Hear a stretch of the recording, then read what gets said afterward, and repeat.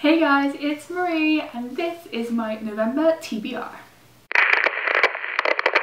Okay, I wasn't being very ambitious this month. I thought I would take it easy on myself. I only have 4 books and one of them is a book that I have to read for school.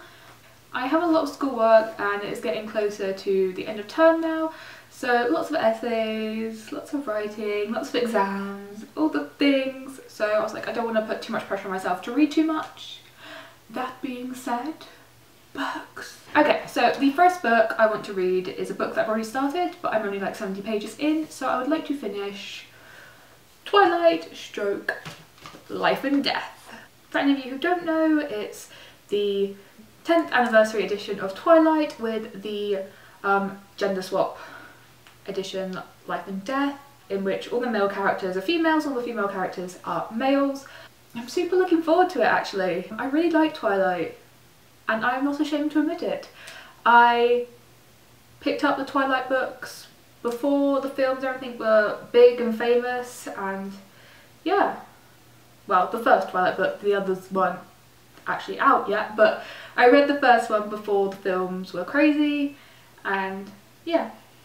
I know, it has a special place in my heart, and I think it really opened the door for like all the vampire and stuff, films, TV shows, books that there are now. So yes, I am very looking forward to reading this one.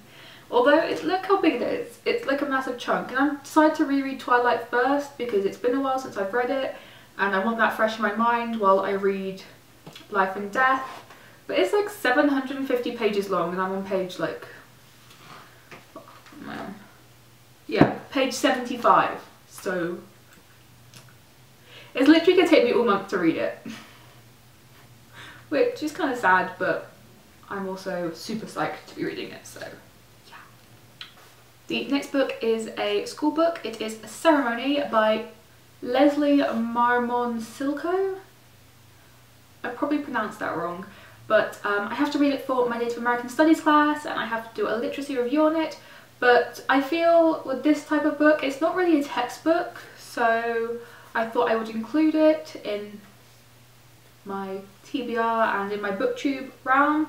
I'm not really sure what it's about, I just know it's a Native American book written by a Native American author, and the previous ones I've had to read for this class and my other Native people's class I really enjoyed, so I'm hoping I will enjoy this one too. Next, I have Animal Farm by George Orwell. As I mentioned in my book haul, I am so psyched to be reading this. I've wanted it for a long time and I finally have it, and it's so small, I can probably read it in one sitting. I mean, I've read the prefaces already, but the actual book itself I'd probably just sit and read. So I think I might do that. That might be my next weekend project, just to read this book. And the cover, like it's an old book, so I haven't seen this cover before. I don't know if it's just because it's a US edition, but yeah, this cover, I quite like it. I mean, it's kind of funky, isn't it?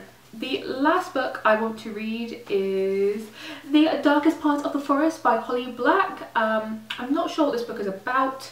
I just bought it because it was cheaper than it was back home on Amazon.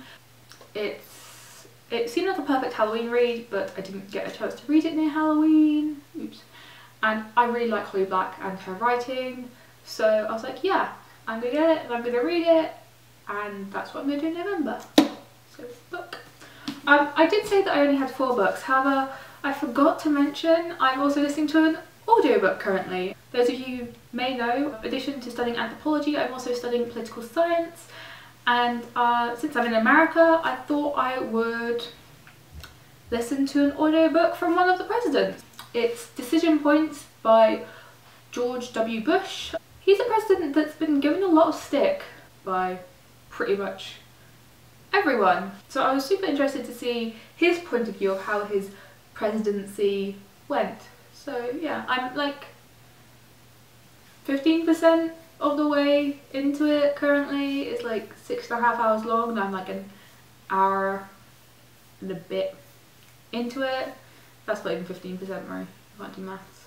Either way, yeah, it's interesting. Let's go with that. So these are the books that I am planning to read in November. good luck with your reading in November too. I know if you're American, there is Thanksgiving, which for some people I guess could be a good excuse to read a lot, or if you're like me and I've never celebrated Thanksgiving Day before, so I will be celebrating with an American friend, which I'm so excited for. She's invited me to her house and oh, yay, Thanksgiving! I've never celebrated it before. I wasn't even sure what it was until I came here, and yes, I'm super psyched. So good luck with your November TBRs, and I will see you next time. Bye!